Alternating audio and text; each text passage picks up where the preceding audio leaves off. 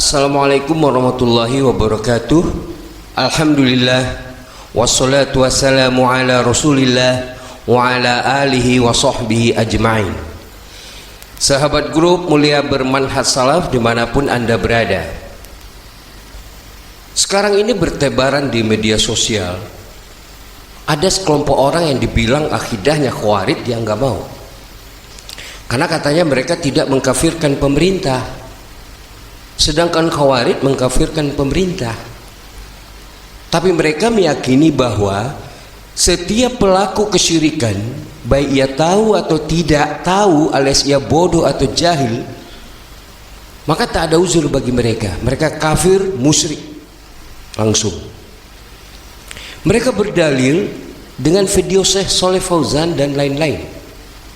Kita katakan benar, ada sebagian video Syekh Shalih Fauzan yang mengatakan tak ada uzur berjahal di zaman ini. Akan tetapi kalau kita perhatikan, mereka termasuk orang-orang yang pemalas untuk mereka mengumpulkan seluruh video atau fatwa Syekh Shalih Fauzan hafizahullah di tempat lain dalam masalah ini. Karena di tempat lain atau dalam video lain ternyata Syekh Shalih Fauzan mengatakan ada uzur berjahal. Nah, bagaimana cara kompromi fatwa-fatwa beliau ini yang seolah-olah ini bertentangan? Ya ikhwah, pahami cara berfatwanya para ulama. Ulama itu tidak berfatwa seperti orang-orang bahlul yang seenak jidatnya saja mengutip ini dan itu lalu ia sebarkan dan ia yakini. Fatwa seperti Syekh Shalih Fauzan ini lumrah terjadi pada fatwa ulama-ulama kita baik dari dahulu sampai sekarang. Karena kita paham bahwa ulama kita tidaklah berfatwa sesuai hawa nafsu mereka. Mereka memiliki kaidah dalam berfatwa, yakni salah satunya adalah kaidah saddu zariyah, menutup pintu menuju maksiat atau dosa. Sebagaimana dahulu Ibnu Abbas pernah didatangi oleh seseorang, lalu orang tersebut berkata, aku ingin sekali membunuh tetanggaku. Seandainya setelah kubunuh lalu aku bertaubat, apakah aku diampuni? Maka Ibnu Abbas menjawab, engkau tidak akan diampuni. Setelah orang itu pergi, maka murid-muridnya bertanya, bukankah engkau pernah dulu mengatakan bahwa segala dosa diampuni kecuali syirik? Ibnu Abbas menjawab, tidakkah kau lihat pula dia mau membunuh tetangganya? Nah, begitu juga seandainya ada seorang ikhwan bertanya kepada Anas, sementara Anas melihat di dalam mobil ada perempuan yang ia bawa. Lalu ia bertanya, Abi, aku tahu dosa zina itu maksiat besar. Seandainya aku berzina, lalu aku bertobat setelahnya, apakah aku diampuni? Mungkin gak kita jawab, lakukan aja mas, insya Allah diampuni. Karena dosa syirik kok yang gak diampuni, selainnya diampuni. Begini cara berfatwa yang benar. Enak aja dia. Kalau begitu, buru-buru dia nanti langsung masuk mobil booking hotel. Tentu kita akan jawab untuk menutup pintu maksiat yang kita lihat di depan kita. Kita akan jawab, enggak boleh. Saya khawatir kamu tidak akan diampuni. Karena ini orang jelas mau berzina, maka kita tutup jalan-jalannya. Nah begitu juga Syekh Fauzan. Ia menjawab di video tersebut karena video itu ia tahu akan tersebar ke seantero dunia. Maka beliau menjawab dengan sekaligus menutup pintu kesyirikan, agar orang jangan bermudah-mudah dengan kesyirikan. Karena kesyirikan adalah kehancuran dan kehinaan di akhirat nanti. Berfatwa seperti ini tidaklah asing bagi seorang ulama yang selalu berfatwa. Jadi jangan ambil satu sisi fatwanya tanpa melihat fatwa beliau yang lain. Kumpulkan dulu, padukan semuanya, baru kita bisa menarik sebuah hukum. Bahwa Syekh Shalih Fauzan mengatakan tak ada uzur bijahal. Kumpulkan dulu semua fatwa beliau. Nah, metode berfatwa seperti ini yang tak dikuasai oleh orang-orang yang mengikuti hawa nafsunya tersebut, yang seenaknya main comot sana sini. Syekh Shalih Fauzan melihat zaman ini kebodohan itu merajalela, maka beliau berusaha menutup pintu itu, pintu kesyirikan. Semoga Allah menjaga dan melimpahkan kepada beliau kebaikan yang tak terhingga atas kecerdasan fatwa-fatwa beliau. Wallahu a'lam. Hanya orang bodoh dan taklid butalah yang tak tahu tata cara berdalil atau berfatwanya para ulama, sehingga dengan mudah mengkafirkan pelaku kesyirikan tanpa penegakan hujah dan tabayun dulu. Ikhwani wa akhwati fiddin, gak usahlah jauh-jauh dan kita memakai dalil ini dan itu. Kita lihat aja Nabi Muhammad SAW, beliau mati-matian berdakwah kepada kafir Quraisy yang hampir-hampir saja nyawa beliau melayang. Kira-kira dalam rangka apa itu? Beliau mati-matian berdakwah dalam rangka menegakkan hujah dan tabayun. Apakah Nabi membiarkan mereka tanpa menegakkan hujah dulu? Apakah Nabi langsung memvonis kafir Quraisy itu kafir? Kala. Beliau berdakwah dulu menegakkan hujah. Inilah yang difirmankan Allah, wa ma kunna ma'adzabina hatta nab'atsa rasulan. Sungguh kami tidak akan mengazab sebelum kami mengutus seorang rasul. Al-Isra ayat 15. Jadi tidak benar ya kita menghukumi orang yang melakukan kesyirikan kalau ia seorang Islam mutlak atau langsung dia dikafirkan. Ada uzur bid'ah. Perkara mereka kafir atau tidak itu mutlak urusan Allah. Namun secara umum kita katakan ada uzur birjahal. Sebagaimana setelah Nabi Muhammad SAW menegakkan hujah sejelas-jelasnya pada kafir Quraisy dan membuang kebodohan mereka, kejahilan mereka, sehingga zaman itu disebut zaman jahiliyah, barulah mereka diperintahkan Allah untuk diperangi. Karena hujah sudah tegak, Allah perintahkan, qatiluhum, perangilah mereka. Kadzalika jazaa'ul kafirin. Demikianlah balasannya bagi orang-orang yang ingkar, yang sudah ditegakkan hujah tapi tetap ingkar. Jadi Allah mengajarkan kepada kita berdasarkan kisah-kisah Rasulnya di dalam kitabullah bahwa tegakkan dulu hujah baru bisa dihukumi kafir. Namun bukan berarti mutlak yang melakukan kesyirikan itu tak boleh kita hukumi kafir. Tidak. Tapi perkaranya dirinci. Tegakkan dulu hujah baru bisa kita ketahui ia kafir atau tidak. Ini yang adil, sahih. Bagaimana mungkin misalkan ayah kita meminta kita melihat hari yang baik menurut weton Jawa untuk kita menikah, lalu kita yakinnya bahwa ayah kita telah kafir? Karena itu perbuatan kekafiran, meramal. Bagaimana mungkin ibu kita yang tak tahu dan kita tak pernah memberitahunya bahwa mempercayai perkataan dukun itu kafir, lalu kita kafirkan mereka? Kalaulah ayah dan bapak kita kafir, maka menurut hukum Islam halal darahnya, boleh dibunuh karena ia murtad. Ya udah bunuh aja itu bapaknya sama ibunya. Begitu apa Allah dan Rasulnya mengajarkan kita. Naif dan sesat itu pemikiran yang seperti itu. Namun ingat ya ikhwah, penegakan hukum bunuh atau had dan lain-lain harus dilakukan oleh ulil amri. Nggak bisa semua orang menghukumi orang lain. Maka perbuatan menghakimi massal yang viral di media sosial itu adalah salah satu kesalahan. Nah, ada pula di antara ustadz mereka itu yang mengkafirkan mutlak pelaku kesyirikan itu berkata, kita meyakini kafirnya dia itu dalam hati saja, tidak diucapkan. Karena kalau diucapkan ya nggak etis, dan bisa berantem kan. Kita katakan, ya apa bedanya ya akhi? Kaidah agama kita menyebutkan jika terjadi perbedaan ucapan dengan hati, maka hati yang dihukumi yang jadi tolok ukur kebenarannya, bukan lisannya. Nah, antum sudah meyakini di hati kafirnya mereka, ya kafir hukumnya mereka. Bukan mulut antum yang jadikan sandaran lagi. Mulut bisa ngeles ke sana kemari, tapi hati antum, nah, kemana mereka lagi mau ngeles? Ya ikhwah, seperti seseorang berkata pada istrinya, pulang sajalah kamu ke rumah orang tuamu kalau mereka bertengkar.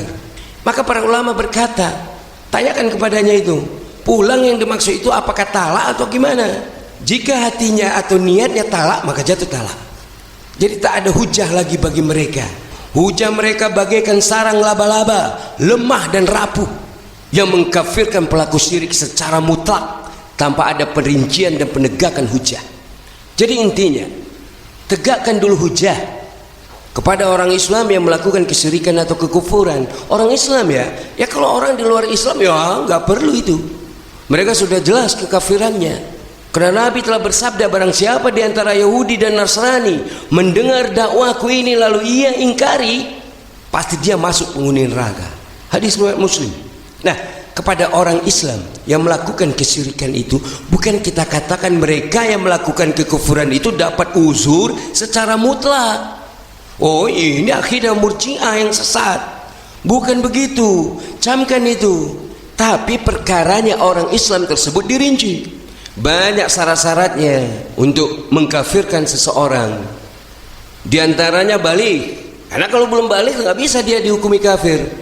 Karena Nabi SAW bersabda, Rafi'al qalam an thalathah, diangkat pena dari 3 golongan. As-sabi hatta yahtalim, anak kecil hingga ia balik. Semisal ada beberapa waktu lalu viral di media sosial, sekumpulan pemuda mengolok-olok sholat. Ada pula perempuan sholat sambil berjoget-joget. Ini kekafiran yang jelas. Yang begini boleh dihukumi mereka kafir jika pemuda-pemudi tersebut telah balik. Kalau belum balik nggak boleh dihukumi kafir. Nah, untuk memastikan mereka balik atau belum, maka tentu tabayun dulu. Tapi kalau mereka belum balik, maka tak bisa mereka dikafirkan. Nah, untuk hal ini saja kita wajib tabayun umur mereka dulu. Mana ada anak kecil yang belum balik dihukumi kafir? Kemudian syarat selanjutnya kata para ulama kita, ilmu, yaitu mengetahui. Ia harus mengetahui bahwa perbuatan itu kufur. Kalau ia tak tahu, gimana kita mau mengkafirkannya? Selanjutnya kata para ulama, ia sengaja melakukannya. Nah, itu landasan untuk menghukumi seseorang kafir. Salah satunya banyak lagi. Nah, kebalikan atau lawan dari landasan itu, maka itu disebut uzur. Jika salah satu syarat pengkafiran itu adalah ilmu atau mengetahui, maka uzurnya lawannya adalah tidak tahu. Makanya agar dia tahu, ditegakkan hujah dulu. Sebagaimana Nabi menegakkan hujah pada kafir Quraisy. Karena mereka hukum asalnya nggak tahu. Agama mereka udah diubah-ubah. Sehingga mereka tidak tahu lagi kemana kiblat. Maka mereka diberitahu oleh Nabi bahwa itu kesyirikan.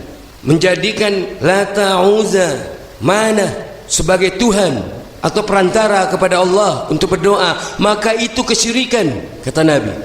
Nggak ada Nabi tatkala diutus langsung ia perangi itu kafir Quraisy kaumnya, karena mereka udah dianggap kafir. Begitu juga, nggak usahlah jauh-jauh. Nabi Ibrahim juga menegakkan hujah kepada bapaknya dulu sebelum ia meninggalkan bapaknya.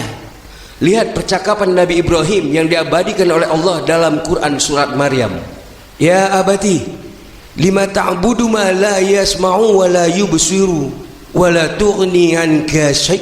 Wahai bapakku, mengapa engkau menyembah sesuatu yang tidak mendengar dan tidak melihat dan tidak dapat menolongmu sedikit pun? Marah bapaknya.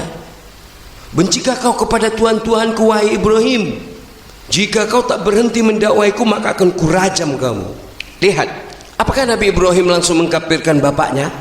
Yang ia tahu bapaknya itu membuat berhala-berhala lalu disembah oleh kaumnya. Ini kekufuran yang nyata.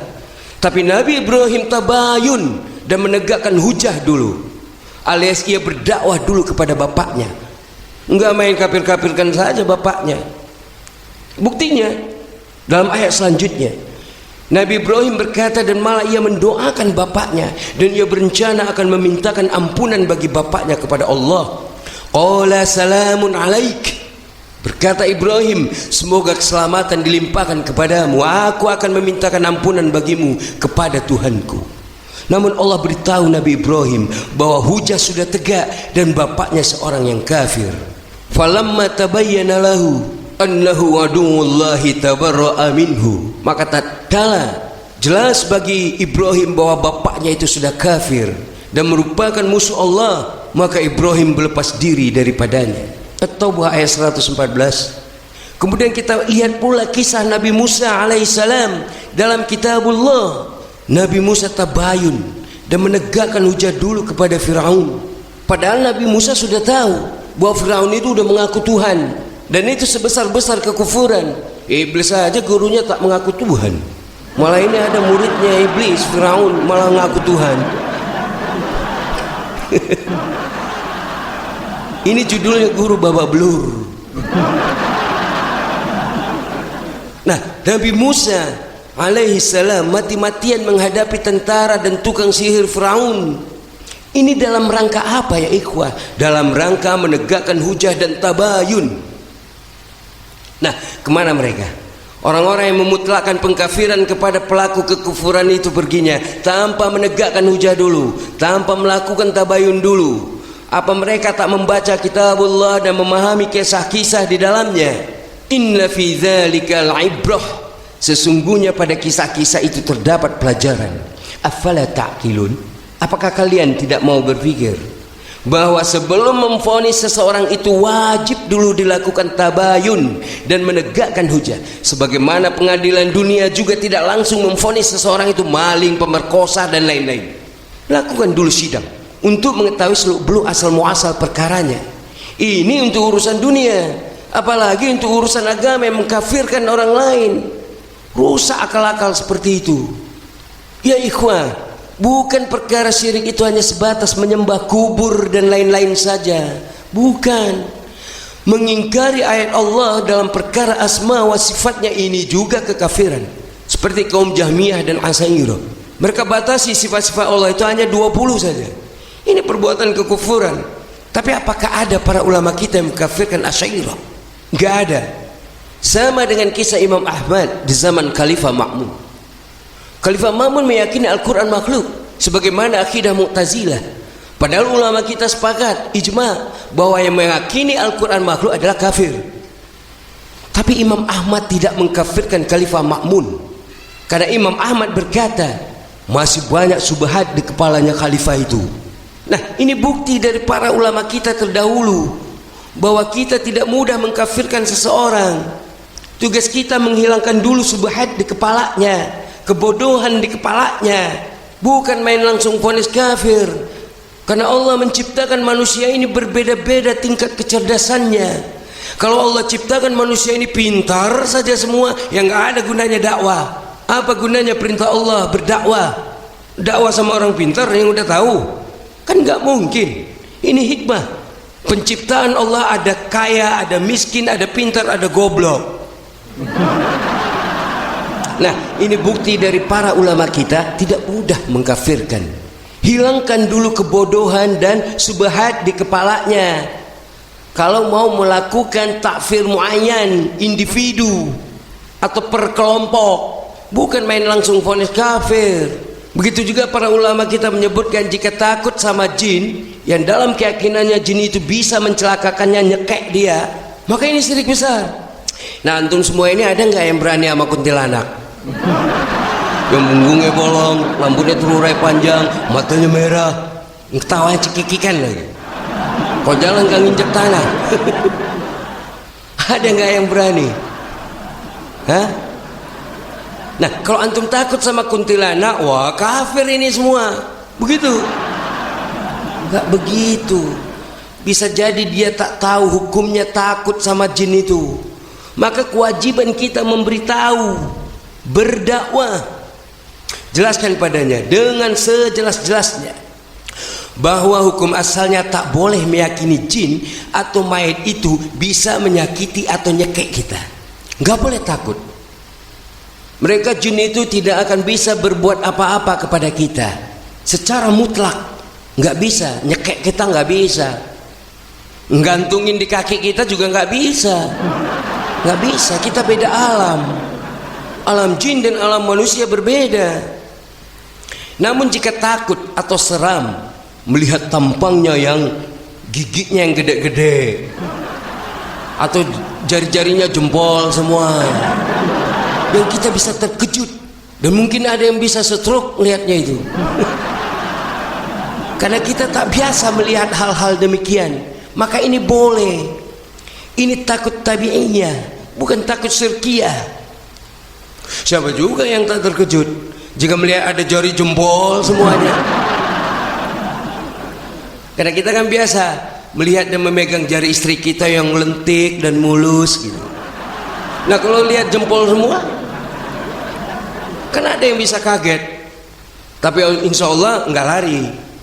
Takut seperti ini tidak mengapa. Termasuk juga takut disantet dan lain-lain. Ini semua adalah takut syirkiyah, syirik akbar. Karena hukum asalnya jin tidak bisa menyakiti manusia secara mutlak. Secara mutlak. Jika jin bisa menyakiti manusia secara mutlak, maka nih anak nih yang lagi sedang kajian, mungkin udah dicekek sama dia. Kayak jengkel lah mana jelaskan tauhid dan lain-lain. Sahih? Bisa kan? Namun alhamdulillah ini anak ngobrol aja terus, ngomong aja terus. Namun ada nggak yang mati kena santet? Kita katakan ada. Akidah Islam mengatakan itu ada. Sihir ada. Lalu kenapa bisa? Nah ini panjang lagi nanti. Insya Allah nanti dalam kajian-kajian tauhid selanjutnya perkara ini akan Ana jelaskan, insya Allah. Nah kembali kepada permasalahan awal tentang cara memahami fatwa Syekh Shalih Fauzan hafizahullah yang seolah-olah bertentangan. Kita katakan itulah bukti kecerdasan seorang ulama Rabbani dalam berfatwa. Beliau bisa melihat situasi dan kondisinya apa, di mana dan bagaimana ia harus berfatwa untuk menutup pintu kesyirikan. Karena zaman ini adalah merajalelanya kebodohan dan kejahiliahan, agar orang-orang tidak bermudah-mudahan melakukan kesyirikan. Maka beliau katakan enggak ada uzur bijal. Namun di tempat lain seperti Anda pernah membaca fatwa beliau di surat Kabal Al-Jazirah, bahwa beliau mengatakan ada uzur bijahal. Nah kan bingung orang-orang yang terpedaya dan memiliki penyakit dalam hatinya itu. Maka ia akan mengambil yang mutasyabihat, yang samar dari fatwa Syekh, hanya mencomot saja tanpa mau memikirkan kenapa fatwa Syekh Shalih Fauzan ini seolah-olah bertentangan dengan fatwa beliau lainnya. Padahal buktinya ya dalam video lain dan dalam, Anda katakan dalam surat Kabal Al-Jazirah yang terbit hari Selasa tanggal 11 Jumadil Akhir tahun 1428 Hijriah, beliau mengatakan ada uzur bizal. Nah demikian cara kompromi fatwa beliau, yakni kita berprasangka baik kepada Syekh Shalih Fauzan bahwa beliau melakukan saddu zariyah, menutup pintu-pintu maksiat atau jalan-jalan menuju ke dosa tersebut, sebagaimana yang telah Anda kopikan ya fatwa beliau di surat Kabal Al-Jazirah di grup bimbingan WA MBS 01 dan 02. Nah demikianlah penjelasan singkat Ana dalam hal ini. Semoga kita tidak mudah tersambar subhat, semoga kita kokoh memahami. Ingat saja, vonis untuk pengadilan dunia saja wajib tabayun dan menegakkan hujah serta menyodorkan bukti-bukti. Itu saja yang diingat. Wallahu a'lam wa sallallahu ala nabiyyina Muhammad wa ala alihi wa sahbihi ajma'in. Wassalamualaikum warahmatullahi wabarakatuh.